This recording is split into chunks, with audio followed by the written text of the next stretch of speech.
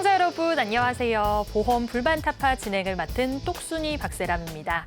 보험에 대한 고민과 궁금증 저희들이 똑똑하고 명쾌하게 풀어드리고 있는데요. 오늘 방송 내용 참고하셔서 보험에 대한 다양한 정보들 얻어가시면 좋겠습니다. 오늘은 3가지 내용 짚어보도록 하겠습니다. 첫 번째는 사랑도 많이 받지만 비판도 많이 받고 있는 종신보험에 대해서 확실하게 알려드릴 거고요. 두 번째는 보장 범위 넓게 가져가야 된다는 암보험에 대해서 짚어보도록 하겠습니다. 마지막으로 요즘 치매보험에 대한 인기가 상당히 높아졌다고 하는데요. 치매보험에 대해서도 꼼꼼하게 알려드릴게요. 지금 만나보시죠.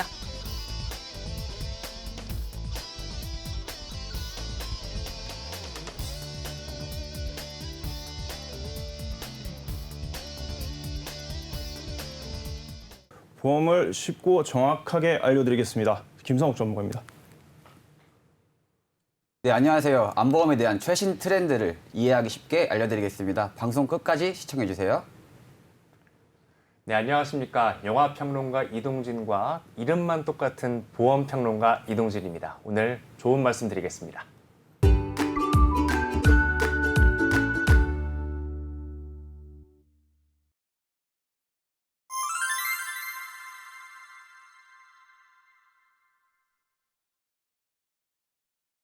네, 오늘의 보험 칭찬의 시간입니다. 칭찬받을 만한 보험에 대해서 이야기 나눠보도록 할 텐데요.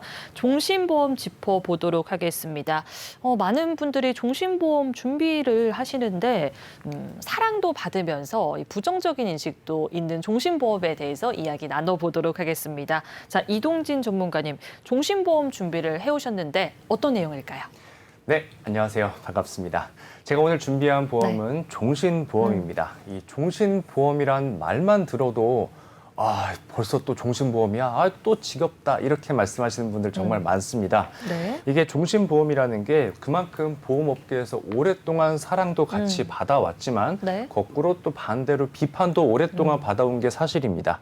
이 종신보험을 싫어하시는 분들 대다수가 아마도 싫어하시는 이유는 비싸기만 하고 살아생전 보험금을 받을 수 없기 때문에 싫어하시는 경우가 굉장히 많으세요. 네. 제가 오늘 꼭 한 가지만 당부드리고 싶은 말씀은 딱 한마디만 말씀드리고 싶습니다. 이 세상에 나쁜 보험은 없다. 다만 나쁜 플랜만 있을 뿐이다. 이 말씀 드리고 싶네요. 좋은 말이네요. 네. 나쁜 보험은 없는데 나쁜 플랜은 있다고 말씀을 해주셨는데 어떤 의미일까요? 네, 그 고객분들이 어떻게 플랜을 세우느냐에 따라서 네. 이 종신보험도 네. 약이 될 수도 있고 혹은 독이 될 수도 있다는 말입니다. 자, 그럼 먼저 종신보험의 의의부터 살펴볼 네. 필요가 있는데요. 사회자님, 네. 일반적으로 그 많은 분들이 가입하는 보험 하면 어떤 보험 떠오르십니까?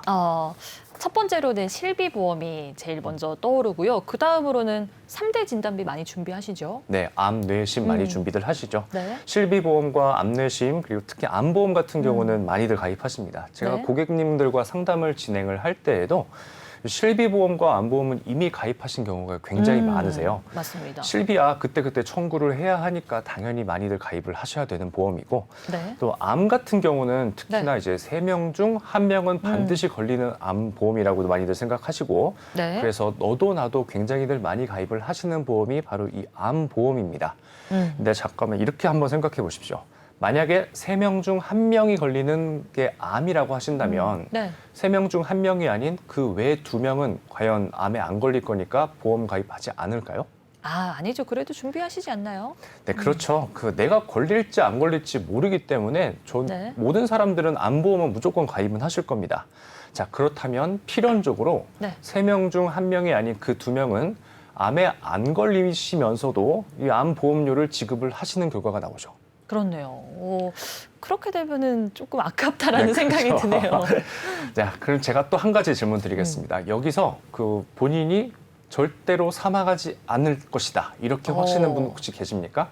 없을 것 같아요. 누구나 네, 다 사망하죠. 누구나 다 돌아가시죠. 네. 네, 암과는 다르게 사망 같은 경우는 100이면 100 모두에게 찾아오는 리스크입니다. 네. 이 사망을 대비하는 종신보험에 만약 가입을 하신다면 당연하게도 사망보험금은 받으신다는 말씀이시겠죠. 그렇죠. 네, 그런데도 이 종신보험 100% 보험 지급이 될 것에도 불구하고 네. 가입을 많이들 꺼려 하십니다. 음. 그 이유에 대해서 제가 생각을 해봤는데 네. 아무래도 살아생전 보험금을 자기가 직접 받지 못하기 때문일까 아닐까 싶은데요. 맞습니다. 하지만 이 종신보험에 대해서 거꾸로 니즈가 올라가는 시점이 있습니다. 네. 그 시점이 언제인지 혹시 맞춰보시겠습니까? 이제 뭐 결혼을 하게 돼서 가장이 되거나 네. 이 책임질 자식들이 있으면은 많은 분들이 준비하시는 것 맞습니다. 같아요. 가정에 대한 책임감이 생겼을 때가 주로 네. 그런 예인데요. 본인이 책임져야 할 소중한 가족이 생겼을 때 그때 종신보험에 대한 니즈가 올라가는 경우가 많습니다. 자, 결국 종신보험 하면 네. 자기 자신이 살아생전 보험금을 타기 위한 게 아니라 그 자기 자신의 갑작스러운 죽음을 대비해서 남겨질 가족에게 최소한의 안전장치, 방지턱을 마련해주는 그런 장치라고 보셔야 합니다. 자, 그림 한번 보시면 네. 부부 소득 합쳐서 월 600만 원으로 열심히 살아가는 가족이 있다고 생각해 보실게요. 네. 600만 원의 월 소득으로 열심히 살아가던 중 남편이 갑작스럽게 사망하게 된다면 네. 가족은 갑자기 월 600만 원에서 월 300만 원 소득으로 살아가야 하는 형편이 됩니다. 자, 이렇게 되면 600만 네. 원으로 살다가 생활비가 반토막이 되는 건데 네. 그런 가정 형편 힘들어질 수밖에 없겠죠. 힘들어질 것 같아요. 네. 네, 자녀들은 또 점점 성장해 갈 테니까 들어가는 네. 비용은 점점 늘어날 겁니다. 자, 그렇다면 남겨진 가족이 무너지지 않도록 네. 종신보험이 그 방지턱 역할을 해줘야 된다는 말인데요. 가령 이 그림의 사례에서 보면 월급의 그 남편의 월급이 300만 원이니까 네. 최소 3년 동안은 남은 가족이 자립할 수 있도록 네. 300만 원 곱하기 36개월 해서 약 1억 800만 원 정도의 사망보험금을 준비하시는 걸 추천드립니다. 사망보험금을 준비할 때는 1억 800만 원 정도 준비하는 게 좋다고 꿀팁을 말씀을 해주셨고요. 종신보험에 대해서 이 부정적인 인식이 사실은 있잖아요. 네네. 그런데 우리 남겨진 가족들을 위한 최소한의 안전장치라고 말씀을 해주셨으니까요. 참고하시면 좋을 것 같아요. 그럼 전문가님, 이 종신보험을 그래도 안 좋게 생각하시는 분들이 많으니까 조금 더 긍정적인 부분 이야기 나눠볼게요. 네, 가족을 위해서만 종신보험을 가입하느냐 또 그렇지만은 않습니다. 네. 제가 아까 말씀드렸죠. 나쁜 보험은 없고 나쁜 플랜만 있을 뿐이다. 네. 여러분이 어떤 플랜을 계획하느냐에 따라서 이 종신보험이 굉장히 또 다르게 새롭게 적용될 수도 있습니다. 그러니까 종신보험을 잘만 활용하면 긍정적인 기능이 많다는 의미인 것 같은데 네, 맞습니다. 그럼 어떻게 활용을 잘할 수 있을까요? 네, 저는 먼저 이 종신보험을 목돈 마련의 목적으로 사용을 네. 하시는 것을 말씀드리고 싶습니다. 네. 요새 재테크 하시는 분들 참 많으신데요. 네. 사회자님도 재테크 좀 하십니까? 재테크요. 열심히 돈을 모으고 있습니다. 뭐 은행 네. 저축하시고 적금 넣으시고 막 그러시겠죠? 그렇죠. 저축하고 그러죠. 네. 단기적인 목적의 재테크 같은 경우에는 사실 적금만큼 효율적인 수단이 또 없습니다. 네. 안정적이기도 하지만 사실 단기간 저축할 때에는 금리가 높든 낮든 그렇게 큰 영향을 주진 않습니다. 맞습니다. 네. 하지만 만약에 재테크를 10년 이상 진행을 하신다고 하시면 이게 금리가 생각보다 중요하게 다가올 수 있습니다. 네. 사실 요새 하도 많이 들으셔서 좀 지겨우실 수 있는데 네. 저금리를 넘어서서 이제 초저금리 시대라고들 많이들 하는데요. 네. 아무리 은행에 저축하고 적금에 돈을 쏟아 부어도 사실 이자가 안 생깁니다. 맞습니다. 워낙에 금리가 낮다 보니까 이자가 별로 이자 소득으로 우리가 이득을 볼 생각을 거의 이제 못 하게 됐고요. 게다가 물가는 계속해서 오르고 있고요. 네. 물가는 오르는데 저희 월급만 안 오르고 있습니다. 그렇기 때문에 사실 은행에 돈 보관 수수료를 내는 수준이죠. 사실 물가 상승률 따져보면 그 정도가 되는데 네. 또 세금은 또 얼마나 많이 떼갑니까? 또 세금 또 많이 생각하셔야 됩니다. 이래저래 오랫동안 재테크 하기는 정말 힘겨운 상황이 되셨습니다. 네, 맞습니다. 요즘 생각해 보면은 이 돈을 모으다 보면은 필요할 때 적금을 깨는 경우도 상당히 많고 돈 모으기가 쉽지 않아요, 전문가님. 네, 꼭 필요할 때는 적금같이 금방 깰 수 있는 상품들은 먼저 깨기 마련이죠. 네. 네, 사실 재테크는 그래서 장기적인 목돈 마련을 위한 재테크는 특히나 그 좀 어느 정도의 강제성을 동반하실 필요가 있습니다. 네. 목돈 마련을 위한 재테크 수단으로서 종신보험의 가치, 지금 제가 말씀드릴 건데요. 먼저 네. 금리적인 측면에서 보면 시중은행보다 그 종신보험이 훨씬 유리합니다. 자, 그림 보시면 네. 현재 모 사이트에서 검색한 정기 예금 최고 금리 상품을 찾아본 자료입니다. 가장 높은 금리가 1.8%로 나오고요. 네. 그 이하는 1%도 안 되는 모습입니다. 이게 1,000만 원 저축하면 그 세후 이자가 고작 15만 원 정도밖에 안 나옵니다. 그렇군요.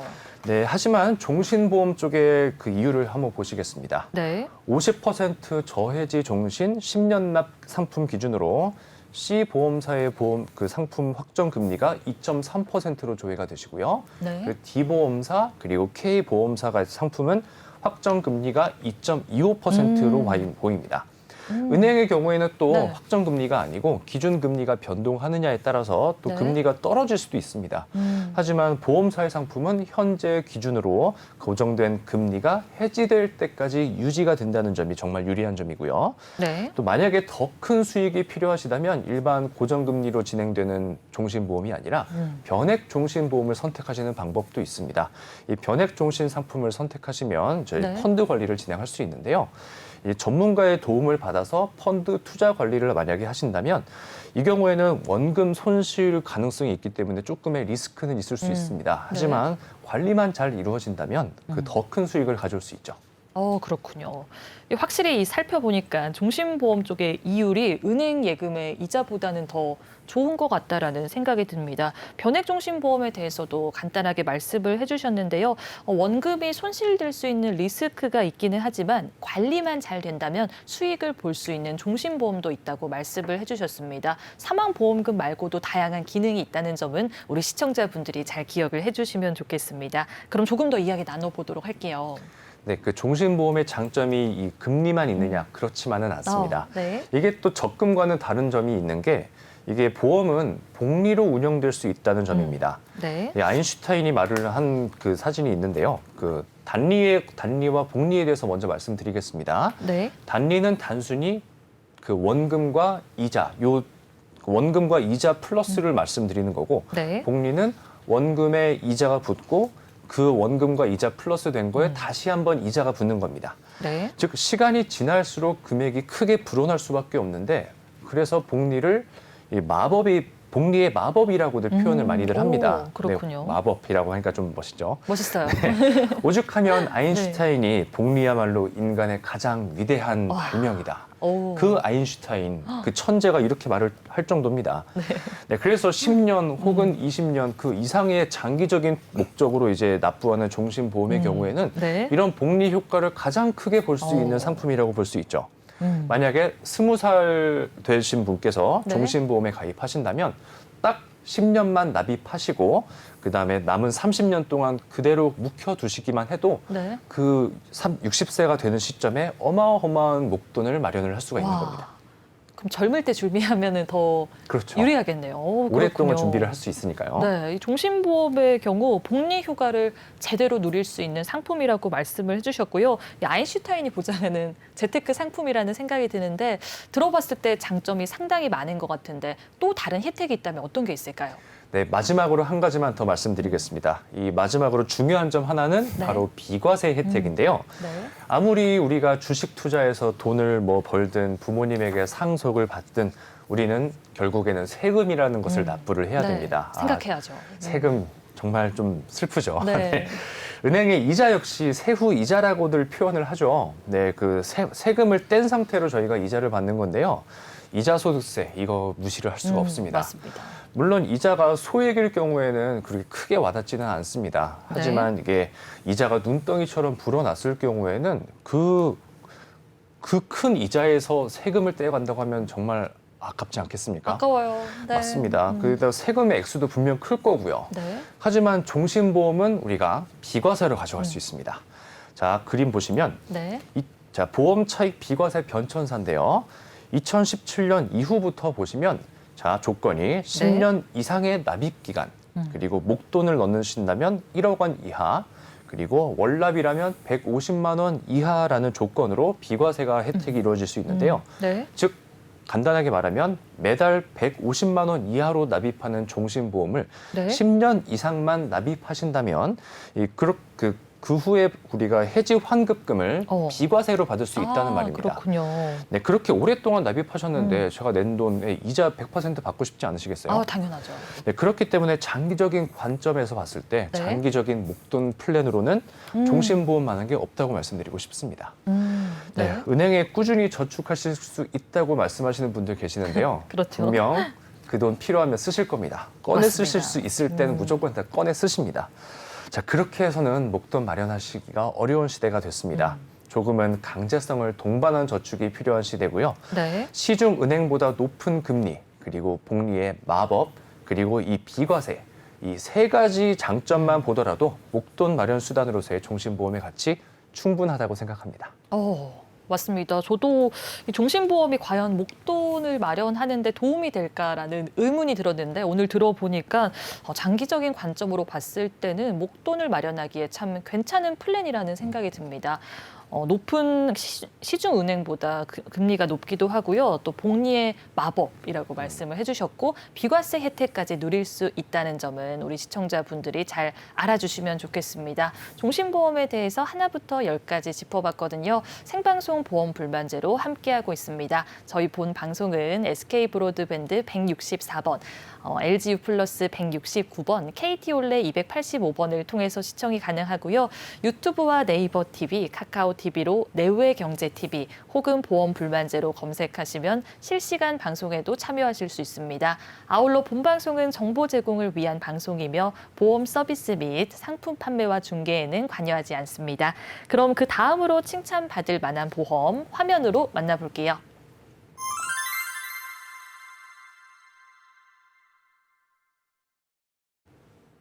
두 번째로 칭찬받을 만한 보험, 암보험에 대해서 이야기 나눠보도록 하겠습니다.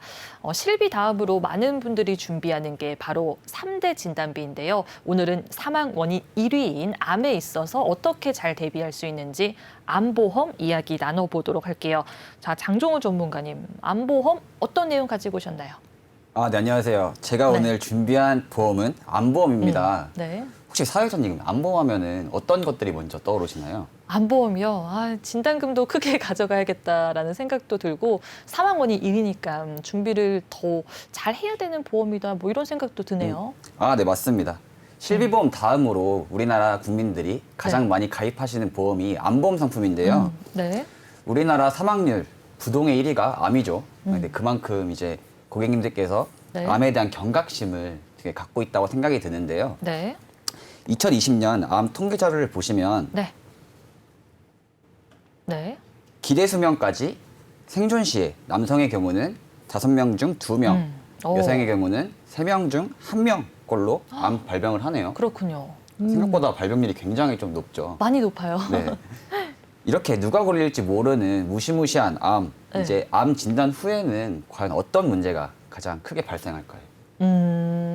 요즘은 발병률도 높아졌지만 생존하시는 분들도 많잖아요. 그러면은 그 생존하는 기간 동안 뭐 생활비라든가 치료비라든가 돈이 많이 들 것 같아요. 솔직히. 네, 맞습니다.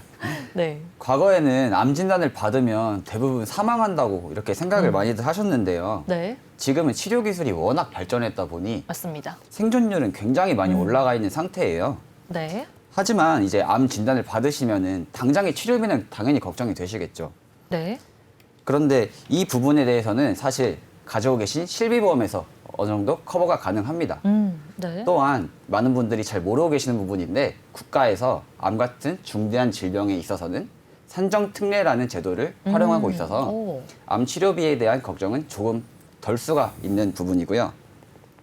하지만 제가 여기서 꼭 한 가지 말씀드리고 싶은 점은 네. 암 진단금은 암 치료비 이외에 네. 소득 단절로 인한 이제 경제적 상실이 되잖아요. 네. 그런 부분에서 생활비를 메꾸려는 이런 목적으로 가입을 하시라는 점을 꼭 말씀을 드리고 싶어요.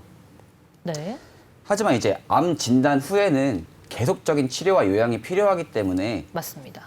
지속적인 이제 정상적인 사회생활을 하기가 어려워지면서 네. 자연스럽게 고정적인 생활비 측면에서 생활고를 겪게 되는데요. 굉장히 막막하겠죠. 예를 들어 가정의 소득을 전반적으로 책임지고 있는 가장이라면 이 문제는 더욱더 심각해질 거고요. 맞습니다. 가장이라면은 문제가 더욱 심각해지지 않을까라는 생각이 드는데요. 말씀 들어보니까 치료비 같은 경우에는 실비로 어느 정도 해결을 하고 진단비 같은 경우에는 생활비로 마련을 하는 게 좋다라는 말씀이신 것 같아요. 그리고 생각보다 남성들은 5명 중에서 2명, 여성은 3명 중에서 1명이니까 많은 분들이 걸린다는 점은 잘 알아주시고 암보험 기존에 준비하고 있는 분들은 어떻게 준비가 되어 있는지 오늘 방송과 함께 하시면서 스스로 점검해보는 시간 가지면 좋겠습니다. 그럼 전문가님, 만약에 암 진단비를 준비한다고 했을 때 어느 정도로 준비해야 준비 잘했다 이렇게 생각할 수 있을까요? 네, 보통 암 진단 같은 경우에는 네. 이제 본인의 소득에 따라서 준비하시는 걸 권장을 드리는데요. 네. 이제 소득 단절을 메우기 위해서 이제 네. 진단금을 준비하시는 거기 때문에 본인 연봉의 1에서 1.5배 수준의 오. 암 진단금을 네. 준비하시는 것을 권장을 드립니다. 네. 하지만 이 부분에서 한 가지 고객님께서 꼭 알고 계셔야 되는 부분이 네. 모든 암에 대해서 보험사가 동일한 진단금을 지급하지 않는다는 점인데요. 오, 그런가요? 한 가지 사례를 좀 말씀을 드리자면 네. 이제 저한테 상담을 요청해 주신 분이 계셨어요. 네. 근데 이제 가족력으로 갑상선암을 가지고 계셨는데 네. 그게 두려운 나머지 이 암 진단금을 1억을 준비하셨다고 오. 이렇게 말씀을 저한테 해주셨는데 준비 잘 하셨겠네. 네, 안타깝게도 네. 갑상선암에 대해서는 1,000만 원도 보장이 되어 있지 않았습니다. 왜 그랬을까요? 네, 이 고객님 같은 경우에는 네. 갑상선암이 당연히 일반암 진단금과 동일하게 지급이 된다고 알고 계셨는데 네. 화면 아니, 보시면서 네. 한번 자세히 좀 말씀을 드려볼게요. 알겠습니다. 지금 암의 분류로 나와 있는데 네, 네. 지금 화면을 보시면 네. 이제 보험사에서는 암의 종류를 일반암, 유사암, 소외감으로 분류를 하고 있습니다. 네. 이제 암의 대다수를 차지하는 일반암 같은 경우에는 뭐 저희가 알고 있듯이 위암, 네. 폐암, 간암 등을 포함하고 있고요. 그와 네. 별개로 갑상선암, 제자리암, 경계성 종양, 기타 피부암 같은 경우에는 네. 유사암으로 분류되어 있어서 일반암 진단비와는 별개로 보험금이 지급되는 이런 형태예요. 네. 이제 따라서 반드시 고객님들께서 가지고 계신 암보험 약관을 확인해 보시고 일반암뿐만이 아니고 네. 유사암까지 진단비를 꼭 확인해 보시는 것을 권장드립니다. 일반암뿐만 아니라 유사암에 대한 진단비를 가지고 있는지도 확인을 꼭 해보시는 게 좋겠습니다. 제가 알기로는 이 갑상선암이 여성분들 사이에서는 발병률이 상당히 높잖아요. 그런데 1억 원을 준비를 했는데 조금밖에 받지 못했다. 너무 억울하실 것 같아요. 시청자분들 그런 상황 생기면 안 되니까 진단금에 있어서 일반암 진단비, 유사암 진단비까지 꼼꼼히 챙겨가시는지 확인을 해보시는 게 좋을 것 같고요.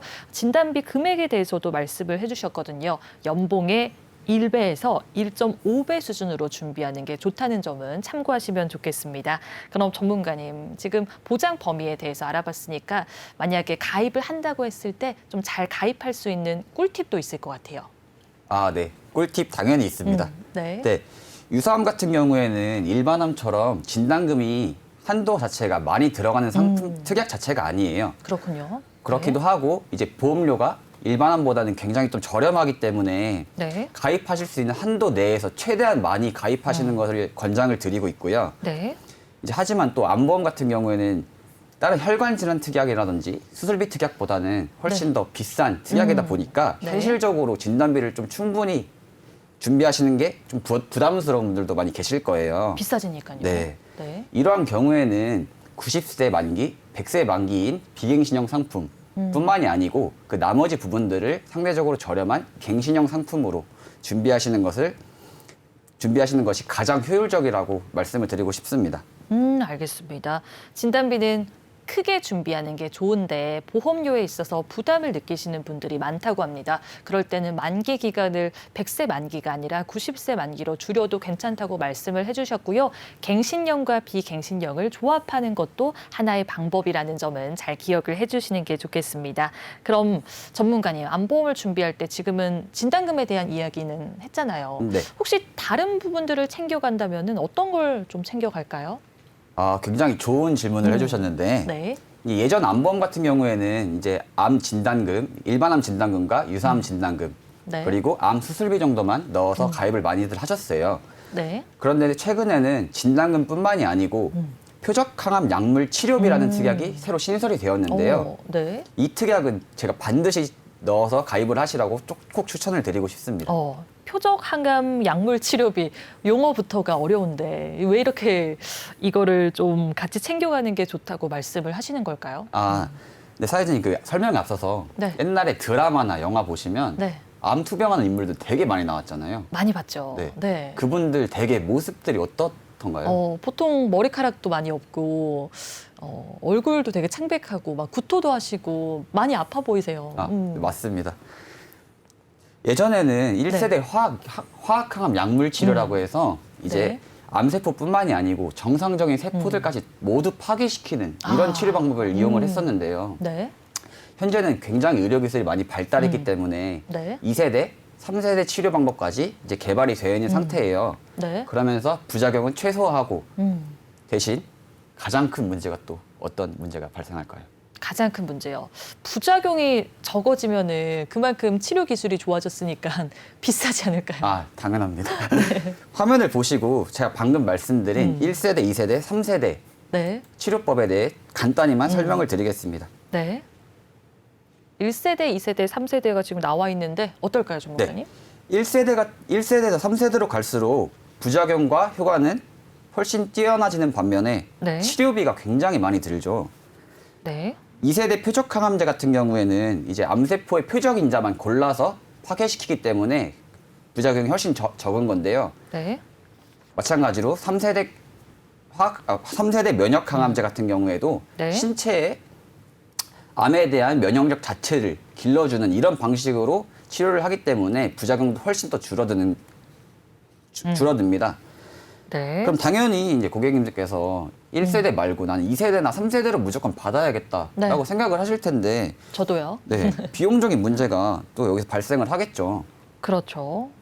당연히 좋은 기술이 이제 이용되는 만큼 비용적인 문제가 상당할 텐데 네. 하지만 이제 말씀드린 표적 항암 약물 치료비라는 특약을 가지고 계시면 네. 이제 병원을 가셔서 암 진단을 받으시고 네.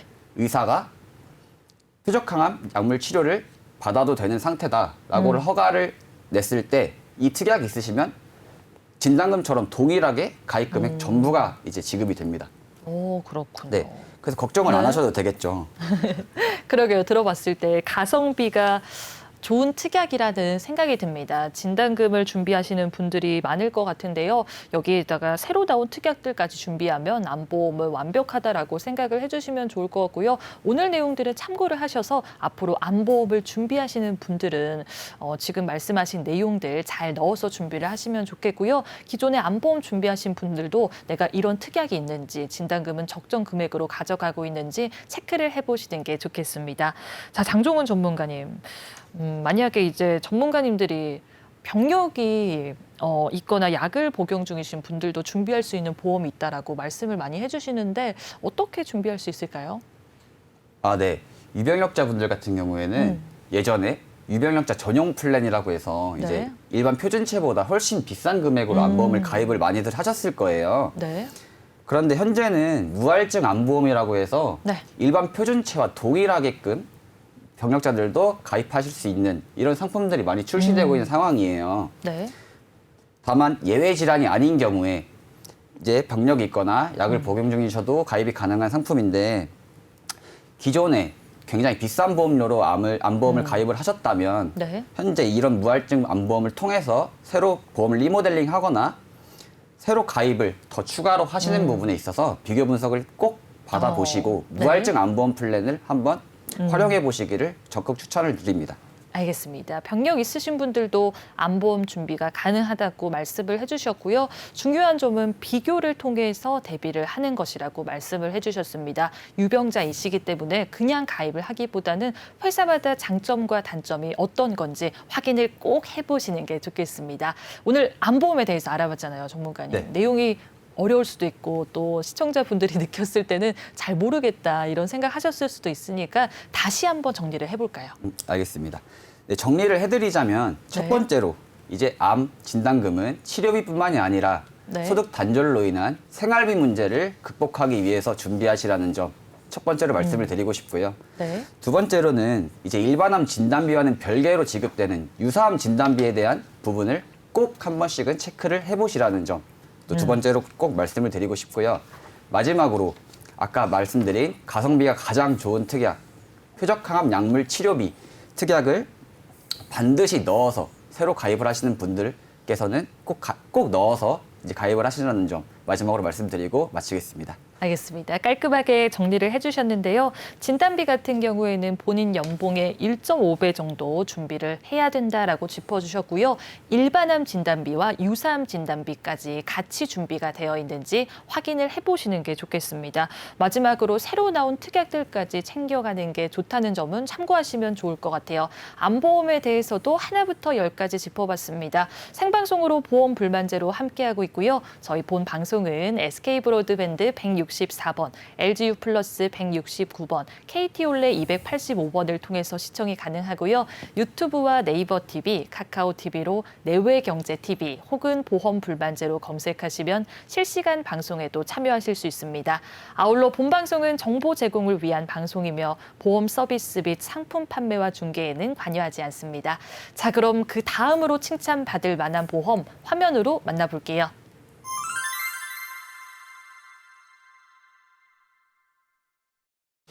안녕하세요. 김성훈입니다. 전문가님, 제가 먼저 말하고 질문 드리도록 할게요. 그렇겠습니다. 자, 긴장을 많이 하신 것 같은데 조금만 기다려주세요. 네. 자, 마지막으로 칭찬받을 만한 보험, 치매보험에 대해서 이야기 나눠보도록 하겠습니다. 치매보험에 대한 인기가 상당히 높다고 하는데 이야기 나눠보도록 하겠습니다. 김성우 전문가님, 이제 이야기 하셔도 돼요. 치매보험. 네. 제가 성질이 좀 급했습니다. 아, 예. 알겠습니다. 김성훈입니다. 오늘 알려드릴 치매보험 이야기를 하기 전에 네. 한 가지 사회자님한테 여쭤보고 싶은 게 있는데요. 네네. 저희 이제 혈관에서 3대 진단비라고 하는데 혹시 네. 이거 가입해 두셨나요? 아, 그럼요. 암도 준비가 되어 있고 네. 뇌, 심장 쪽 다 준비되어 있습니다. 아, 네. 든든하게 잘 준비하셨을 네, 거라 그렇죠. 생각합니다. 사회자님은 물론이고 지금 시청자분들도 뭐 암이라든지 혈관 보험 같은 거는 당연히 다 가입을 해 두셨을 겁니다. 네. 예. 근데 이런 보험들이 일단은 위험하다고 생각을 하니까 준비를 하시는 거잖아요. 네. 근데 암이랑 혈관이 보통 왜 위험하다고 생각하는 걸까요? 왜 준비를 할까요? 위험하지 않나요? 일단 주변에서도 많이 걸리시고 네, 또 네. 혈관 쪽에 문제가 생기면은 이 병상에 누워 있는 시간이 상당히 길다고 알고 있거든요. 네, 맞습니다. 말씀대로 주변에 걸리시는 분들, 혈관이나 암 같은 경우에는 저도 친척분들 중에서 고생하신 분들이 많으세요. 네. 그리고 시청자분들도 생각을 해보시면 네. 집안에 암에 걸리셨다든지 혈관에 걸리셨다든지 이런 분들이 꼭 계실 겁니다. 네. 예. 이런 식으로 유전이나 가족력도 보험을 가입하는 근거가 이제 되죠. 지금 근데 소개해드릴 보험은 이런 지표가 굉장히 너무 적어서 아, 뭔가 네. 특히 젊은 분들 얘기인데요. 많은 분들이 나는 이 병은 안 걸릴 것 같다라고 네. 하는 질병이 있습니다. 네. 예, 요런 병을 이제 요 병을 저희가 설명드릴 때 환자는 아주 막 행복합니다. 근데 반대로 네. 이 가족들이 간병하시는 분들이 너무나 네. 힘들고 고통스러울 수 있는 병이거든요. 네. 예, 뭐 어떤 병일까요? 오늘 주제가 치매보험이니까요. 정말. 네, 맞습니다. 치매겠죠, 당연히. 네, 네. 오늘 주제가 치매니까 네. 네, 맞습니다. 치매에 대해서 알려드릴 건데요. 처음에 말씀하셨듯이 치매 보험이 인기가 좋은 건 맞는데 네. 상대적으로 뭐 막 엄청 연세가 드셨거나 네. 뭐 뭔가 불안하시거나 이런 분들이 많이 준비를 하시고 아니면 진짜로 치매가 걸리셨던 적이 있는 분들만 네. 주변에서 준비를 하시는데 네. 혹시 사회자님은 치매 보험 있으십니까? 제가 3대 진단비와 수술비, 실비는 준비가 되어 있는데 네, 네. 나이가 어리다 보니까 그쵸. 치매보험에 대한 필요성은 잘 못 느끼겠더라고요. 맞습니다. 저도 이제 치매 보험 이렇게 권해드리면 고객분들이 굳이 지금 치매까지 맞습니다. 준비해야 되냐? 네. 혹은 아주 자신 있게 난 치매 안 걸릴 거다. 안 걸린다. 네. 라고 말씀을 많이 하시는데요. 네. 후자의 반응을 보이시는 분들이 특히 이제 가족력 얘기를 하세요. 우리 집에는 아직까지 뭐 치매 때문에 고생하시는 분들 아무도 없고 네. 예, 그렇게 생각들을 많이 하시는데 과연 지금 현재 봤을 때 네. 치매에 걸린 분이 없다고 해서 나는 치매에 안전할 것인가? 과연 그게 맞을까요? 그러게요. 근데 사실 만약에 내 가족 중에 치매에 걸린 사람이 없다고 하면은 네. 나도 치매 안 걸릴 것 같은데 이렇게 생각하실 수도 있고 또 막상 내 가족 중에서 한 명이 걸리면 치매 보험 준비를 해야겠다 이렇게 생각하실 것 같아요. 그렇죠. 그런데 제가 이제 조금 몇 가지 말씀드린 걸 들으시면 네. 약간 네. 생각이 바뀌실 수도 있을 것 같으니까요. 네. 도표를 한번 보도록 하겠습니다. 네. 네, 저희 자 2017년에 이 통계청에서 보도한 자료를 가지고 왔는데요. 제가 좀 지표를 말씀드려야 돼가지고요. 네. 예, 요거는 예측을 한 겁니다. 네. 2060년 인구를 예측을 한 건데 노령 인구를 보시면 지금 네. 원래 15% 정도에서 13% 정도에서 네. 40%까지 늘었죠. 네. 네, 이거는 보건복지부 중앙치매센터 홈페이지에서 제가 찾은 거고요. 65세 인구를 여기서 주목하는 이유는 네. 치매가 보통은 65세부터 급증한답니다. 그 전에 비해서. 예. 그래서 제가 이제 지표를 조금 읽어드리면, 말씀드리면 2016년에 이제 조사했을 때 네. 65세에서 69세 사이는 1%고요. 네. 아직은 뭐 그렇죠. 근데 70에서 74세는 4%. 네. 이렇게 증가하다가 네. 85세 이상이 되니까 네. 무려 40%가 발병을 한다는 겁니다. 치매가. 그렇군요. 네. 그러니까 연령별 유병률을 보면 네. 대략적으로 5살 늘어날 때마다 한 2배 이상씩 계속 늘어나는 거죠.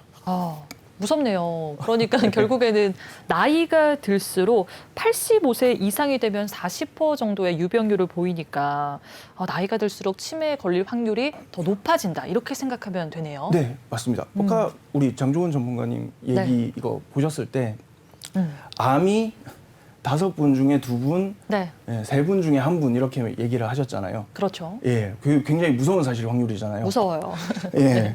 그런데 네. 지금 치매 얘기를 하고 있는데 85세가 넘어가면 네. 남녀 상관없이 3명 중에 1명이 걸리는 겁니다. 이건. 더 무섭네요. 네. 어떻게 보면 그 나이대가 되면 더 무서운 거죠. 그렇죠.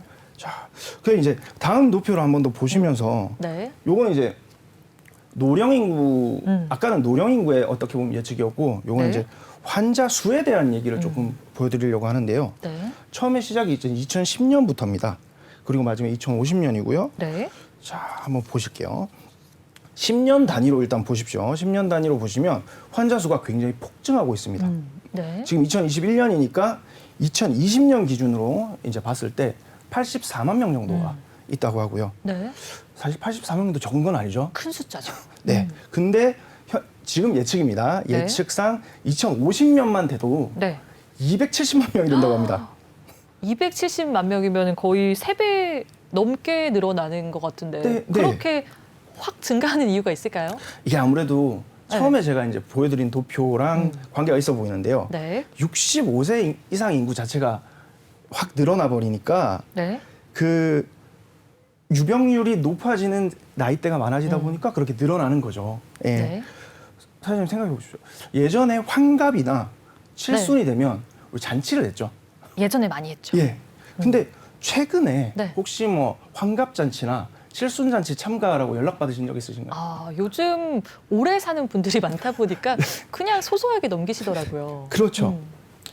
저희 부모님도 그렇고요. 예. 네. 60에서 70세는 요즘은 사회 활동을 하시는 나이대로 좀 많이 보시더라고요. 맞습니다. 예. 자, 요렇게 조금 얘기를 들었는데 어떻게 아직까지도 가족들 걸린 적 없으니까 네. 치매는 조금 먼 얘기처럼 아직 느껴지시나요? 치매를 준비하면 좋겠다라는 생각이 드는데 그래도 한편으로는 또 이런 생각이 들어요. 네. 85세까지 사시는 분들이 많지 않으니까 그렇죠. 그래도 준비 안 해도 되지 않을까? 이렇게 생각하시는 분들도 있지 않을까요, 전문가님? 그렇게 생각할 수 있습니다. 근데 네. 그거는 이제 사회에 따라 조금 다른 건데 네. 이제 저희가 이제 일반적으로 100세 시대라는 걸 살고 있잖아요. 맞습니다. 예. 저희는 사실 더 오래 살 수도 있어요. 100세보다. 네. 네. 그리고 그 아까 장종훈 전문가님 지표에서도 나왔지만 암 같은 병에 걸려도 살려냅니다. 네. 예. 그러니까 의료 기술, 역량, 뭐 생활 환경 이런 것들이 막 발전하면서 네. 우리는 어떻게 보면 훨씬 오래 혹시 모르죠. 나중에 진짜 은퇴 나이가 85세가 이렇게 될 수 있거든요. 맞습니다. 예, 그렇기 때문에 네. 저희는 아직까지 그런 유전적인 요인을 겪어보지 저는 못했다고 예, 생각을 하고 있습니다. 자, 다음 자료를 한번 보실까요? 네. 다음 자료는 자. 혈관성 치매네요. 네. 예, 혈관성 치매 자료를 한번 보여드리면 혈관성 치매라는 거는 뇌 혈관이 이렇게 질환이 와서 다치고 난 다음에 네. 거기서 조직이 뭔가 더 손상이 되면서 예, 치매가 생긴다고 합니다. 자, 네. 사실은 아까 혈관 질환 네. 예, 가입해 두셨다고 하셨죠? 가입 잘해뒀죠. 네. 아무래도 여자분이시고 하니까 또 걱정이 되시고 해서 가입하셨을 텐데 아마 시청자분들도 굉장히 여러 가지 이유로 혈관 질환 걱정되실 겁니다. 맞습니다. 예. 근데 그런 분들 뇌혈관 질환이 걱정된다는 거는 네. 지금 제가 보여드린 지표로 봤을 때는 네. 뇌혈관성 치매도 같이 준비를 좀 해두시는 게 좋다는 거죠. 아, 네. 그렇군요. 자, 그러면은 네. 이제 요 생각을 하시겠죠. 이 방송을 보시고 네. 치매에 걸리면 어떻게 해야 하는가 하는 생각을 하실 수 있습니다. 그렇죠. 예, 왜냐하면 치매라는 병은 기본적으로 환자 본인이 경제 활동을 못 하고요. 맞습니다. 예, 상황에 따라서는 간병인이 오시거나 네. 예, 어떻게 요양원에 들어가야 될 수도 있겠죠. 자, 그럴 경우에 제일 걱정이 되는 게 뭘까요? 아, 걱정되는 거 너무 많네요. 아니, 요양원을 가야 될지 아니면은 간병인을 둬야 될지, 비용적인 부분도 걱정이 되고, 그렇죠. 요양원을 간다고 하면은 사실 집 바뀌잖아요. 환경이 맞습니다. 어떨지도 걱정되고, 아유, 안 걸려야겠어요. 사실 안 걸리는 게 제일 좋죠. 그렇죠. 근데 말씀하신 것 중에 딱 제가 말씀드릴 부분이 나왔는데요. 네, 그 모든 게 어떻게 보면 비용이랑 관계가 돼 있죠. 맞습니다. 네. 금액이죠. 이 한국의 요양원, 요양병원이 굉장히 많던데요. 제가 좀 찾아봤는데, 네. 자, 각 기관마다 비용이 다 다르고요. 적게는 네. 월에 적게입니다. 6, 네. 70만 원 정도가 드는 곳도 있고요. 네. 근데 진짜 비싼 곳은 네. 몇백만 원도 들어간다. 몇백만 원이면은 너무 부담될 것 같아요. 사실 제가 몇백만 원 이렇게 표현한 이유가 정해진 게 없습니다. 아, 예, 명확하게 요양병원들이 일단 그 딱 정해놓은 라인이 없습니다. 왜냐하면 네. 서비스 부분이 들어가기 때문이겠죠. 네, 네. 이 부분에서 설명드리면 건강보험에서 네. 물론 약간의 장기 요양 뭐 지원이 있습니다. 근데 네. 그걸 가지고 뭐 요양보험은 몇백만 원 들어가는 걸 낼 수는 없죠. 네. 그래서 제가 준비해 온 게 네. 예, 이런 서비스나 시설이 달라질 경우에 대비하실 수 있도록 예, 한번 보시죠. 자료를 준비해 왔습니다. 알겠습니다. 네, 자료, 저희 네. 요거 한번 보시죠. 치매 보험은 여기 보시면 진단 특약이 따로 있고요. 네. 중간에 생활비 자금 특약이 따로 있습니다. 진단비와 생활비를 보장해 주는 것 같은데 네네. 진단비와 생활비 뭐 어떻게 다른 건가요? 네. 치매라는 병은 이제 오래 병상에 누워 계셔야 되다 보니까요. 네. 일단 치매 등급에 걸리셨다는 진단을 받으시면 암이나 혈관처럼 진단비를 드립니다. 네. 예. 그 외에 저희가 이제 월마다 여기서 보시면 중증 치매 생활자금이죠. 중증 치매에 걸리시면 또 생활자금이 나오는 겁니다. 매달. 네. 오, 그렇군요. 네네. 그래서 상품이다 회사마다 아주 조금씩 차이는 있는데요. 네. 제가 이제 다음 자료를 한번 볼까요? 네. 네. 제가 요거 준비해온 걸 보시면 이게 네. 뭐냐면 35세 남녀, 그 다음에 45세, 55세 해서 네. 10세당 이렇게 보험료를 제가 가지고 왔는데요. 네. 보시다시피 남자, 여자 모두가 35세에 가입했을 때 비해서 55세에 가입하시면 약 3만 원 정도가 비싸져요. 그러면 저희가 보통 20년 납을 기준으로 이걸 설계를 하거든요. 그렇죠. 자, 그러면 혹시 계산되십니까? 한 70만 원 되나요? 네. 3만 원씩 240개월이다 보니까 네. 계산을 해보니까 240개월. 네네. 20년이다 보니까 어. 700만 원이 700만 넘게 원. 차이가 나더라고요. 네. 예. 알겠습니다. 그러면 예. 네. 네, 그만큼 차이가 비싸지더라고요. 네, 그렇습니다. 알겠습니다. 이 진단비와 생활비까지 꼼꼼히 준비가 되어 있는 보험이 괜찮은 치매보험이다라고 말씀을 해주셨고요. 이 보험료에 있어서도 준비를 잘못했을 경우에는 어느 정도 비용이 많이 발생한다는 점은 참고하시면 좋을 것 같습니다. 치매보험에 대해서도 하나부터 10까지 알아봤습니다. 저희 본 방송은 SK브로드밴드 164번, LGU 플러스 169번, KT올레 285번을 통해서 시청이 가능하고요. 유튜브와 네이버 TV, 카카오 TV로 내외경제TV 혹은 보험 불만제로 검색하시면 실시간 방송에도 참여하실 수 있습니다. 아울러 본 방송은 정보 제공을 위한 방송이며 보험 서비스 및 상품 판매와 중개에는 관여하지 않습니다. 이 보험 칭찬에는 여기서 마치도록 하고요. 보험 전망대로 돌아올게요.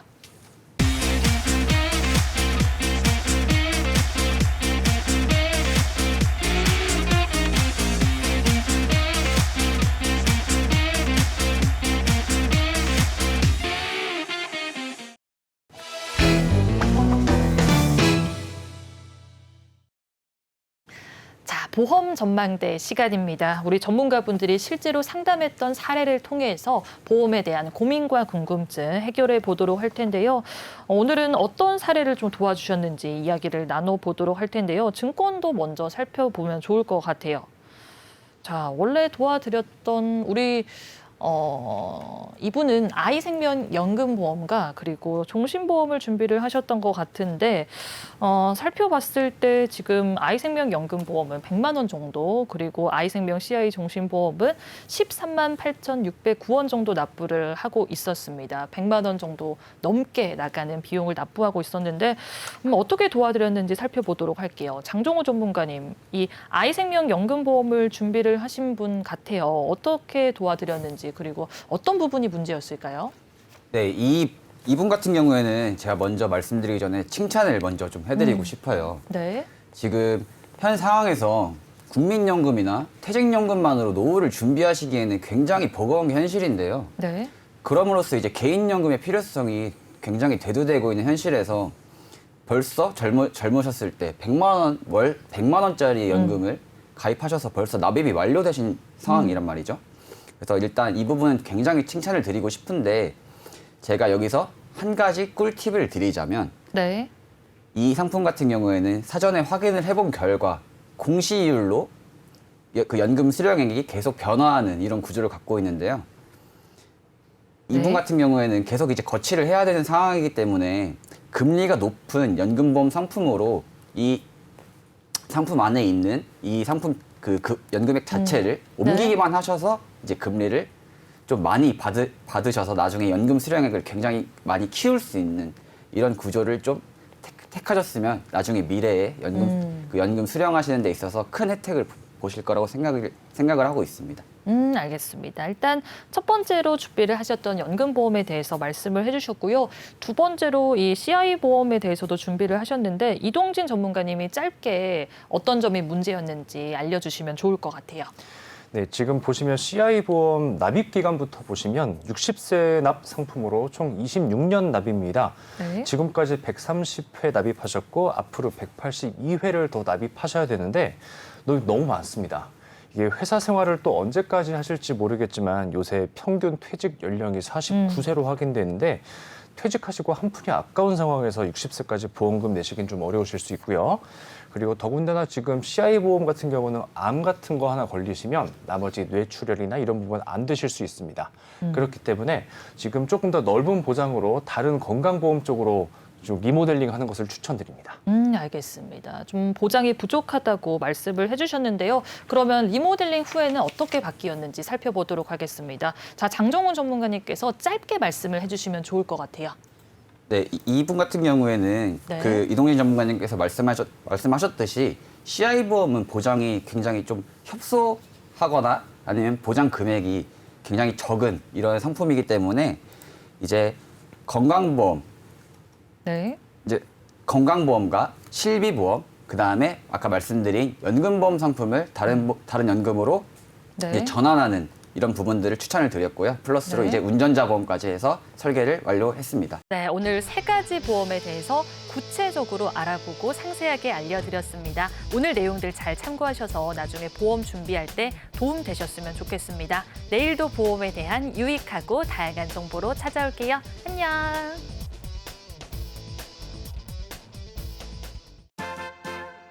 부자 되는 채널 사람 사는 이야기. 내외경제TV를 만날 수 있는 방법. KT 285번, SK브로드밴드 164번, LGU 플러스 169번, 현대 HCN 413번, ABN 아는방송 509번. 유튜브에서도 시청이 가능합니다. 많은 시청 바랍니다.